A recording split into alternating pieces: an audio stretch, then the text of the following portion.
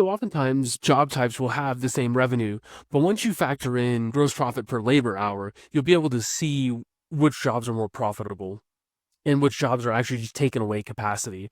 And so in this video, I'm going to show you how to create these two different charts and also do the formulas to calculate all your different costs associated per job. And so if you look in the data tab here, you'll see that you have, all your different costs here, as well as, your invoice amount. And then we're going to break it out by month. And so I'll show you how to do all of that. So if you want this file, there's a link in the description that you can just click and it'll download it. No email, none of that stuff. And if you can't find it for some reason, just shoot me an email. I'll give you my email here in a bit. Okay, so the first thing we need to do is we need to take out the month from the date. So you can use the text function, and I'll delete this to start over. And so what you use is you equals text, and then equals text. The first argument is where, what are you pulling the month out of? And the text function can be used for a lot of different things. I'm just doing it on a date here. So if you want the month, you need to have your quotations and then 4 M's. And that'll give you the full month. If you do 3 M's, it'll give you the 3-letter month. And it's not just for month. I mean, you could do a lot. If you wanted the day, like the day of the week, you could do 4 D's, and it'll give you, January 1st is a Wednesday. But we're going to do month here. And this is, historical data. And so if you just double click that, you'll get,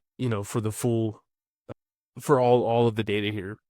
Okay, so the next thing we need to do is we need to get, the sum of the invoice amount after the discount for January, and then February, March, and then all of these as well, all the way over to your warranty costs. And then we do have a column here, total cost of goods sold, which is just the sum, but I want to show you how to do this because of course you could just do the sum here. But I want to show you how to be able to do this because there is a value in knowing, each cost broken down by month. So type in the word month, and you can do, I do sell B2, but you can do it anywhere. And then type in the first month, January, and then you can drag it down to December. And that'll give you, every month of the year. And if you have multiple years, then you can, put the year here if you want. I mean, there's a lot of ways to do it if you have multiple years, but this is just one year of data. Okay, so the next thing we need is we want this final invoice amount all the way over here. We want these values brought into the starting point sheet. So just copy those, and then right here you can paste. Okay, so to get the sum of January for the final invoice amount, we're going to use the SUMIFS function. So we're going to sum the invoice if it's January, if it's February, if it's March. So equals SUMIFS, and you can see the first argument here is the sum range. So where is the dollar amount in this example? You could do, percentages, you could do anything. I mean, for this, we're going to be doing hours, right? So let's just start with final invoice amount, comma, and the next argument is the range of the criteria of the first criteria. And in this example, it's the month, right? So we want January. So the criteria range is this, comma, and then now where the criteria 1. So what is the criteria we're searching for? And in this example, it's January. So you can see that the invoice for January was $243,000. Now let's just do like a quick format. Press Control-Shift-4 to make it $1, and then we can remove the zeros and center it. And now this is going to drag down, which is perfect. But it's not going to drag over. And the reason is because these are changing. So column M, C, and D3 all go up 1. So M now becomes N, C becomes D, B becomes C. So if you were to drag this across, it would go, B, C, D, E, F, G, all the way across. So what we need is we need to tell Excel, like, hey, we want column M to change. If you remember, parts material was in the column next to M, but the date column, we never want that to change. So the month column, we never want that to change. We drag it over, we drag it down, we don't want that to change. And so you do a thing, what's called referencing. This is absolute referencing, meaning if you drag it over, drag it down, it'll never change. So that's good. But for the month, we need to do relative referencing, meaning as we drag it down, we want January to become February. But as we drag it across, we don't want January to become the invoice amount. And so you just put the dollar sign before the letter. B in this example, but if you're ever doing this, just before the letter and not before the number. Before the number would be if you drag it over, you want it to stay the same, or you want it to change, but if you drag it top to bottom, you do want it to change. Okay, so now what we can do is we can just copy this, go all the way over, and then all the way down. Let me see if it's, yeah, and then Control V. And now you have everything by month broken out. So you'll notice here, this should not be a dollar sign, right? This is a count of labor hours. So if you press Control Shift and the number 1, you'll get the labor hours. Or you'll get it formatted as a number and not a dollar or not a currency. And then we can remove the zeros. If you want to keep them, you can. Okay, so now we have our gross margin. And keep in mind this is gross, right? We're not factoring in fixed costs. So it's not net margin, it's gross margin. And your gross margin, actually, let's do this. Let's do total COGS, because gross margin is going to be your total COGS, and you subtract that from your revenue, and then you divide it by your revenue to get your margin percentage. But total COGS is pretty easy. It's going to be the sum of this plus the sum. You could do the sum, but you could also do plus D3. But if you have more, then it'd be that. So this is your total COGS here. And then now your gross margin is going to be the revenue, your final invoice amount, minus your cost of goods sold divided by your revenue amount, right? So your gross margin is 49%. Well, I guess 41.5.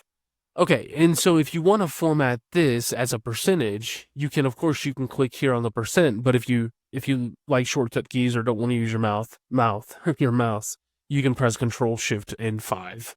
And then you can center this and then maybe add a decimal.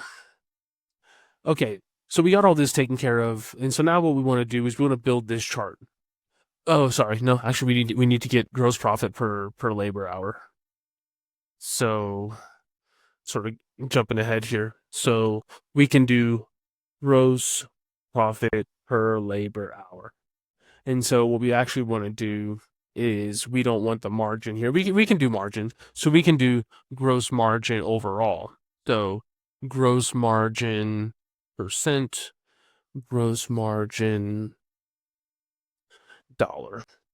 And this is just going to equal, your invoice amount minus your cost. So we have that here. And it's still good to have this broken down by month, because this is the number here. Like, percentages are important, obviously, but this is how much money you're actually making after your cost. So gross margin per labor hour. And this is pretty straightforward. It's just your dollar amount divided by your labor hours.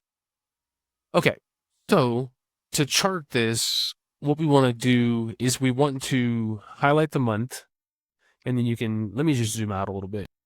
And then you can hold down the Control key and then highlight this. Go to Insert. You can click Recommended, because it'll just sort of show you different ways to do it. And so you can just choose which one you like most. But the line chart is the best option here. Gross margin per labor hour.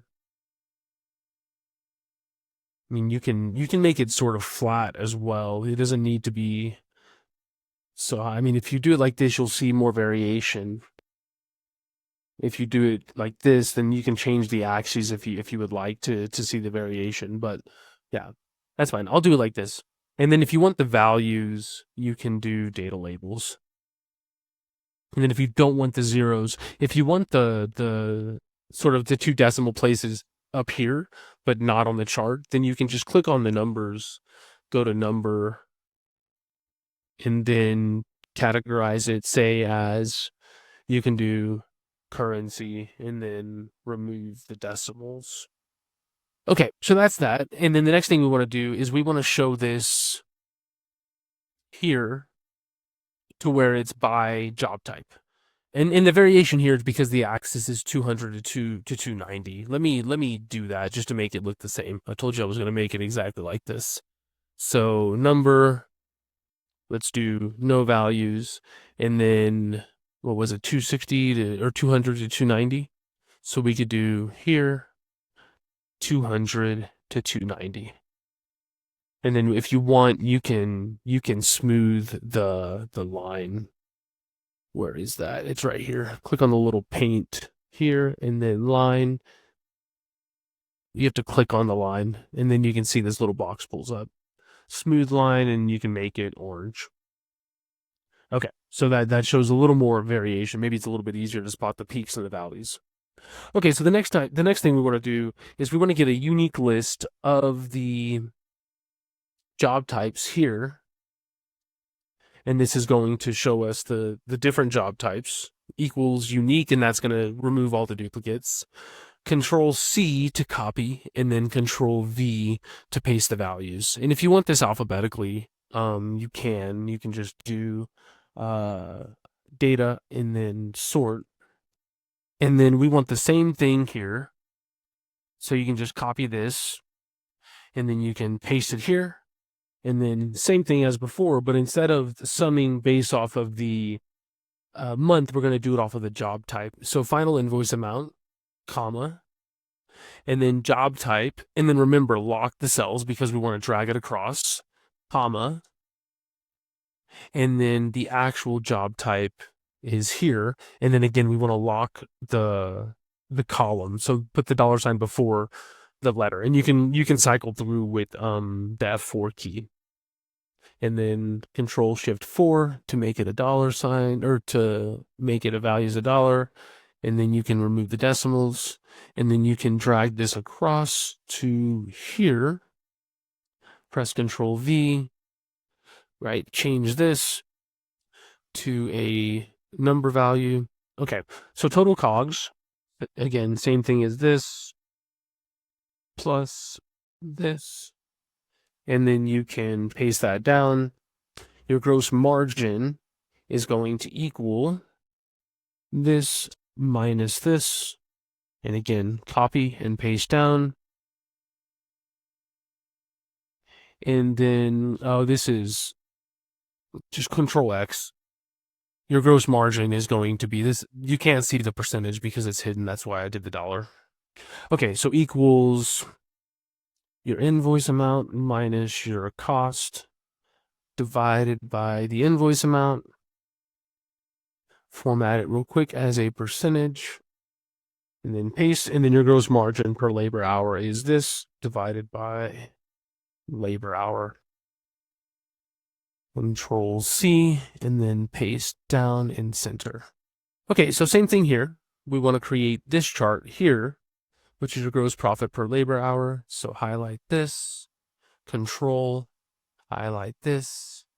And so I know I'm going a little bit fast. I try to keep these videos under 15 minutes, and I'm at 13 and a half. So I want to finish this without going over. Okay, so this is how you can see the final chart, and you can change, all these things again. Number, maybe you don't want a decimal. You can, gross margin per labor hour, gross margin per labor hour. Let's do by job type. But yeah, so that's how you create all this. And so if you have any questions, if you want the file's in the description. If you have any questions, if you need some help, with your data, there will be a link in the description to set up a time to chat. But you can also just shoot me an email, questions@databoards.io. But if you don't have any questions, and if you have the file, or if you're not interested in getting the file, then I'll be making a lot of these videos. And so for HVAC, there's going to be 160 KPIs, 20 by department. And so, yeah, that's all I got on this one, and I will see you in future videos.